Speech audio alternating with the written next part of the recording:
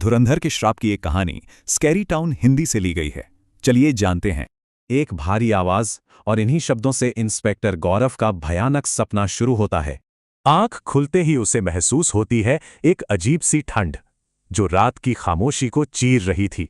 और जैसे ही वो ऊपर देखता है उसका खून जम जाता है।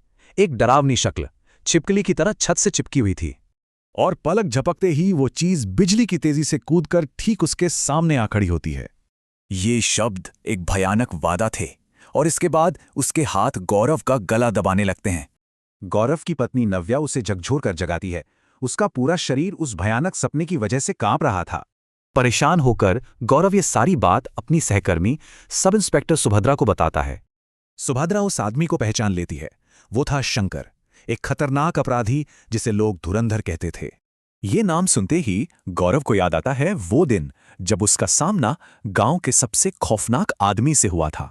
उसी ने शंकर को गिरफ्तार किया था और गांव को उसके आतंक से आजाद कराया था।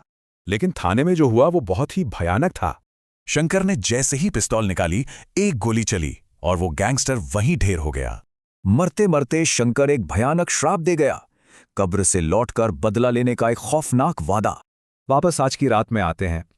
गौरव उसी याद से परेशान भारी बारिश के बीच घर लौट रहा था। वो रात के खाने के लिए बैठता ही है कि एक ऐसा मंजर देखता है जो उसे कुर्सी पर ही जमा देता है।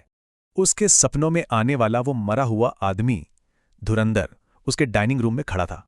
गौरव कुछ कर पाता इससे पहले ही शंकर नव्या पर हमला कर देता है।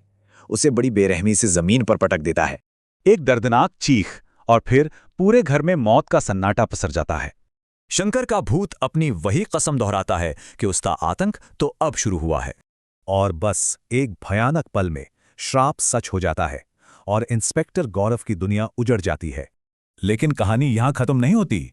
सवाल यह है कि धुरंधर का अगला शिकार कौन होगा।